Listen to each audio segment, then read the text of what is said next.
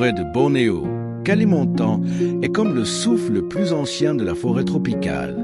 Un monde vers d'une densité extraordinaire, demeuré presque inchangé depuis plus d'un siècle. Avec un âge estimé entre 130 et 140 millions d'années, la forêt de Kalimantan est bien plus ancienne que l'Amazonie, qui n'a qu'environ 55 millions d'années.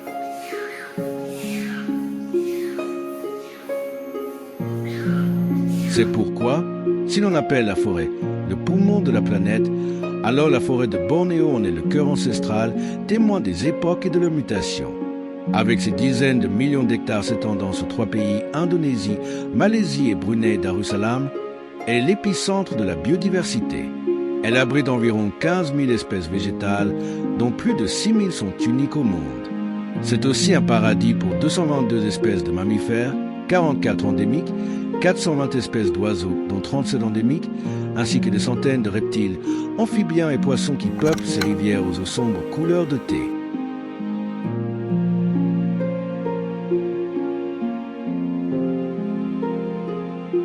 Pénétrer dans la forêt de Kalimantan, c'est comme entrer dans un édifice à plusieurs étages avec des plafonds superposés. Cette structure verticale est le fruit de la compétition éternelle pour la lumière du soleil. Tout en haut se dressent des arbres géants de 70 mètres de haut, semblables à des tours vivantes semblant défier le ciel.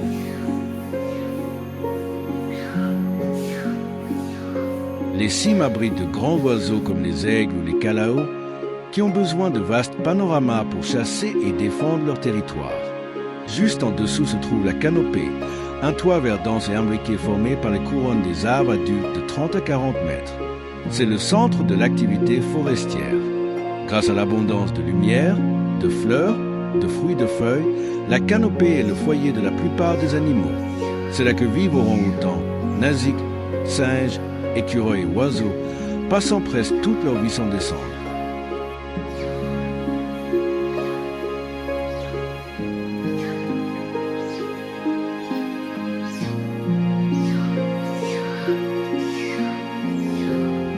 Sous la canopée, l'understory, sous-étage, est constitué d'arbustes, de jeunes arbres adaptés à la faible luminosité, de fougères et de palmiers.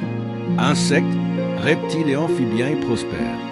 Enfin, tout en bas, le sol forestier, le royaume de l'ombre, recevant à peine 1 à 2% de la lumière solaire. Ici règne la décomposition. Feuilles mortes, branches et troncs abattus nourrissent champignons, bactéries, insectes et invertébrés. Ces recycleurs transforment la matière organique en nutriments, absorbés par les racines des arbres. C'est aussi là que fleurit la mystérieuse Rafflesie. Cette architecture en couche crée des milliers de niches écologiques, permettant à une biodiversité exceptionnelle de coexister sans compétition directe. Chaque strate joue son rôle. Les feuilles captent la lumière, les racines maintiennent le sol, les troncs servent de passage aux animaux arboricoles, et les champignons recyclent la vie dans le silence.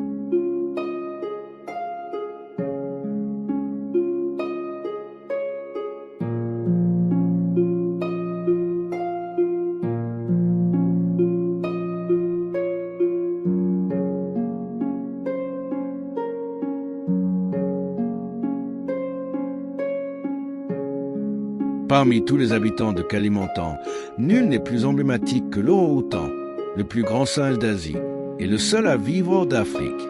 Conçu pour la vie dans les arbres, il se déplace avec grâce grâce à ses longs bras pouvant dépasser 2 mètres d'envergure. Contrairement aux grands singes africains, les orang-outans adultes, surtout les femelles, descendent rarement au sol. Ils mènent une vie semi-solitaire.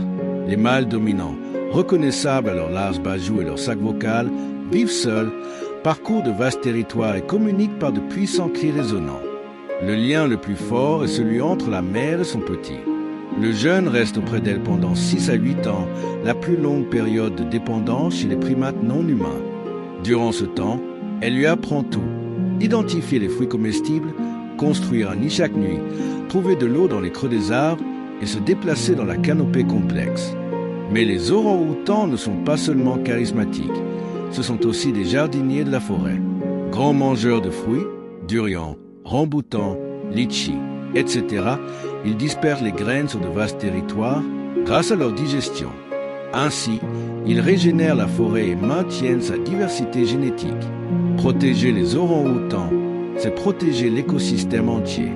Autre primate unique, le nasique ou singe à trompe. Facilement reconnaissable à son énorme nez charnu chez les mâles, il vit dans les mangroves et forêts marécageuses.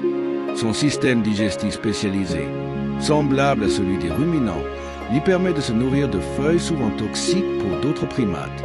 Excellent nageur, doté de doigts palmés, il traverse les rivières avec agilité. Dans la canopée vit aussi le calao rhinocéros Rankangading, surnommé le fermier de la forêt.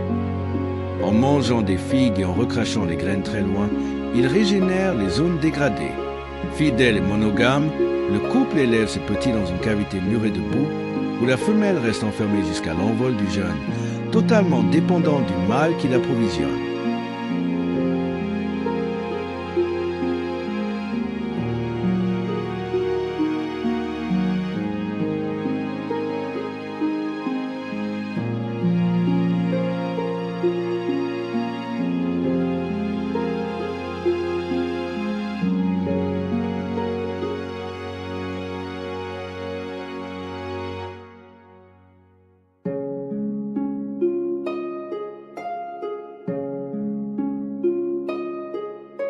Dans l'ombre rôde le léopard nébuleux Macandaan. Prédateur discret, nocturne et insaisissable, il possède de longues canines disproportionnées, semblables à celles des tigres à dents de sabre. Agile grimpeur, il chasse primates, oiseaux et petits cervidés, régulant ainsi les populations et maintenant l'équilibre écologique.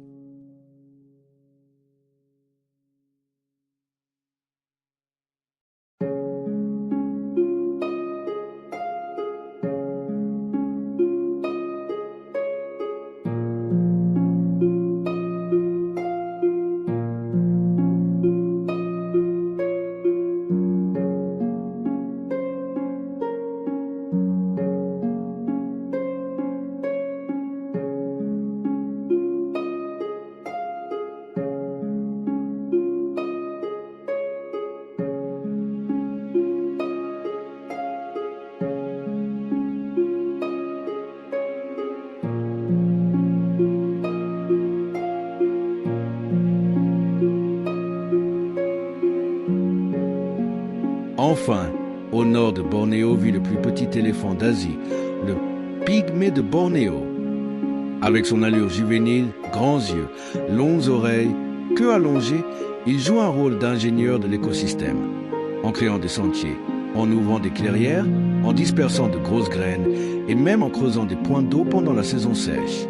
Mais leur vaste territoire les rend très vulnérables à la fragmentation de la forêt et au conflit avec l'homme.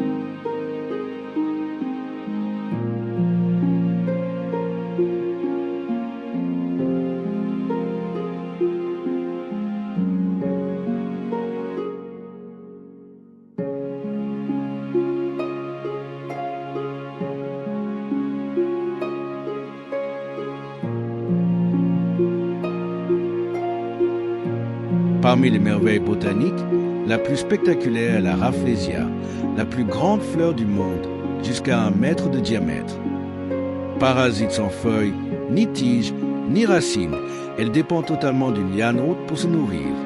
Elle n'apparaît qu'au moment de sa floraison, déployant d'énormes pétales rouges mouchetés et dégageant une odeur de chair en décomposition pour attirer les mouches nécrophages, ses pollinisateurs. Rare et fragile, son cycle de vie repose sur un enchaînement de hasards écologiques, ce qui la rend extrêmement vulnérable.